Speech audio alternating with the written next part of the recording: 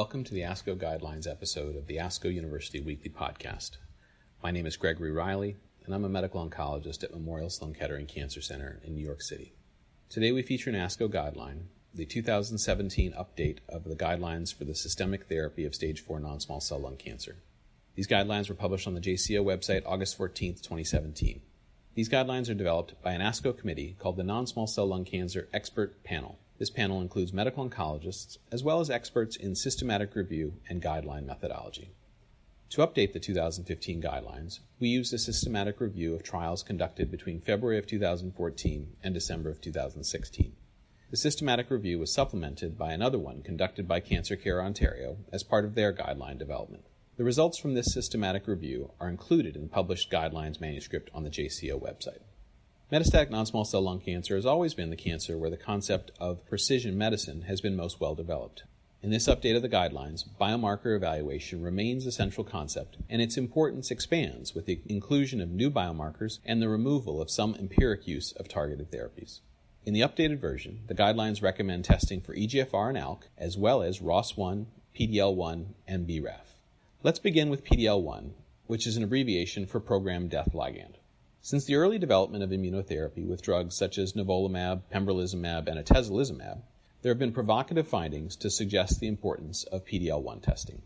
In the last year, it's become clear that those patients who have high levels of PD-L1, that is greater than 50%, will receive greater benefit from first-line immunotherapy than with first-line chemotherapy. So for those patients who do not have EGFR mutations, ALK rearrangements, or ROS1 rearrangements, the guidelines recommend that these patients whose tumors have greater than 50% staining for PD-L1 should receive first-line pembrolizumab.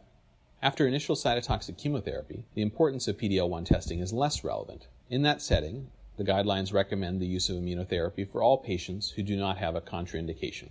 This includes such drugs as pembrolizumab, atezolizumab, or nivolumab. The one caveat is that patients who receive pembrolizumab must have PD-L1 of 1% or greater to reflect the patients enrolled in the trials leading to approval of pembrolizumab. Another new biomarker that finds a place in the 2017 guidelines is BRAF V600E mutations. These mutations occur in about 1 to 2% of patients with non-small cell lung cancer. The guidelines recommend testing for BRAF mutations, and when these mutations are identified, recommends treatment with dabrafenib with or without trametinib. So far, I've focused on biomarkers that have to be identified at the start of therapy.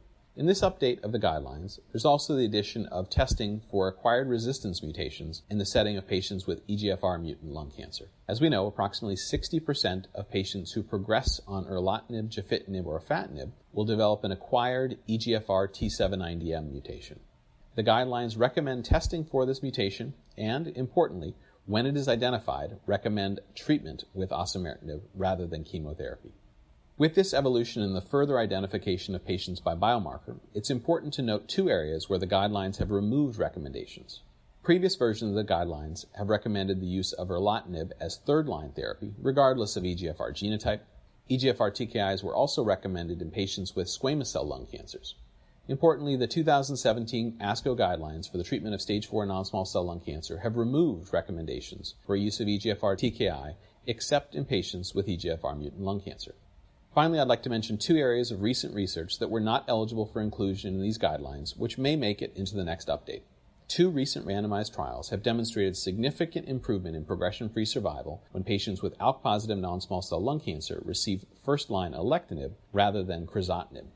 Similarly, ceritinib has been shown to be superior to chemotherapy as initial therapy for patients with ALK-positive non-small cell lung cancer.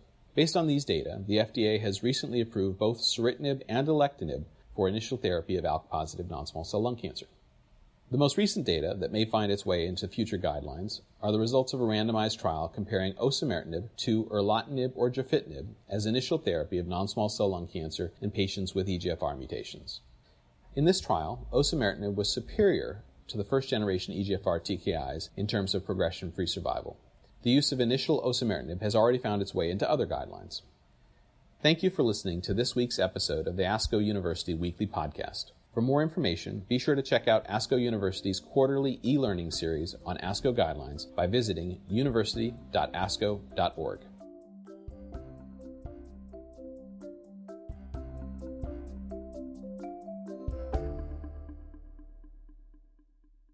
The purpose of this podcast is to educate and to inform. This is not a substitute for professional medical care and is not intended for use in the diagnosis or treatment of individual conditions. Guests on this podcast express their own opinions, experience, and conclusions. The mention of any product, service, organization, activity, or therapy should not be construed as an ASCO endorsement.